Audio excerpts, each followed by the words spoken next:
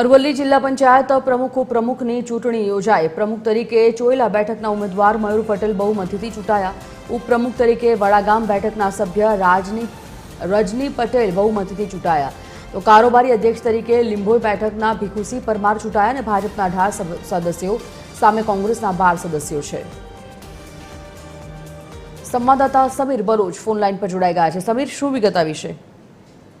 बिल्कुल संजीवनी जो बात करवामां आवे तो आज अरवली जिला पंचायत की प्रमुख उपप्रमुखनी चूंटणी योजाई हती, जेमां प्रमुख तरीके ચોયલા બેઠકના उम्मीदवार मयूर पटेल बहुमतीथी चूंटाई આવ્યા છે, જ્યારે ઉપપ્રમુખ તરીકે વડાગામ બેઠકના રજની પટેલ બહુમતીથી ચૂંટાયા છે અને કારોબારી અધ્યક્ષ તરીકે લીંબોઈ બેઠકના ભીખુસિંહ પરમારની વરણી કરવામાં આવી છે। ભાજપના 18 સદસ્યો સામે કોંગ્રેસના 12 સદસ્યો હતા, જેની સામે આજે જિલ્લા પંચાયતમાં ભાજપના પ્રમુખ અને ઉપપ્રમુખની વરણી કરવામાં આવી હતી, જેને કાર્યકરોએ શુભેચ્છાઓથી વધાવી લીધી હતી। ધન્યવાદ સમીર।